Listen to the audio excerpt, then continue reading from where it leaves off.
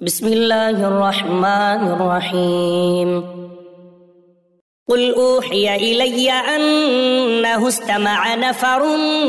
من الجن فقالوا إنا سمعنا قرآنا عجبا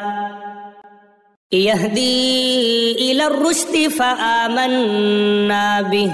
ولن نشرك بربنا أحدا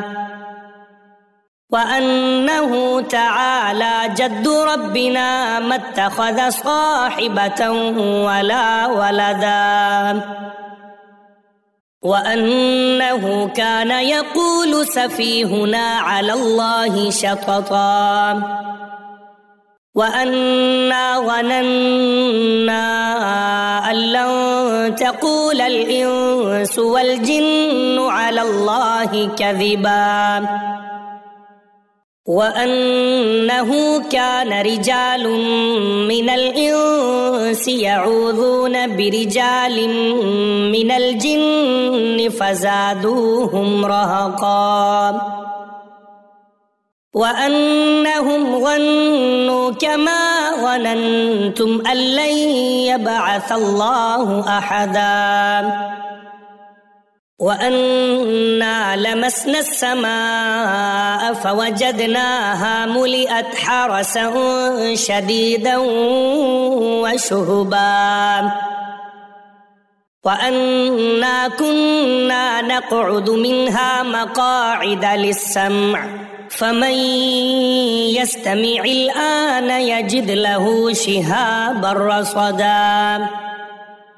وأنا لا ندري أشر أريد بمن في الأرض أم أراد بهم ربهم رشدا وأنا منا الصالحون ومنا دون ذلك كنا طرائق قددا وأنا ظننا أن لن نعجز الله في الأرض ولن نعجزه هربا وأنا لما سمعنا الهدى آمنا به فمن يؤمن بربه فلا يخاف بخسا ولا رهقا وأنا منا المسلمون ومنا القاسطون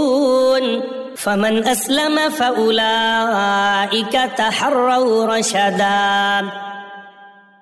وأما القاسطون فكانوا لجهنم حطبا وأن لو استقاموا على الطريقة لأسقيناهم ماء غدقا لنفتنهم فيه ومن يعرض عن ذكر ربه يسلكه عذابا صعدا وأن المساجد لله فلا تدعوا مع الله أحدا وأنه لما قام عبد الله يدعوه كادوا يكونون عليه لبدا قل إنما أدعو ربي ولا أشرك به أحدا قل إني لا أملك لكم ضرا ولا رشدا قل إني لن يجيرني من الله أحد ولن أجد من دونه ملتحدا إلا بلاغا من الله ورسالاته ومن يعص الله ورسوله فإن له نار جهنم خالدين فيها أبدا حتى إذا رأوا ما يوعدون فسيعلمون من أضعف ناصرا وأقل عددا قل إن أدري أقريب ما توعدون أم يجعل له ربي أمدا عالم الغيب فلا يظهر على غيبه أحدا إلا من ارتضى من رسول فإنه يسلك من بين يديه ومن خلفه رصدا ليعلم أن قد أبلغوا رسالات ربهم وأحاط بما لديهم وأحصى كل شيء عددا.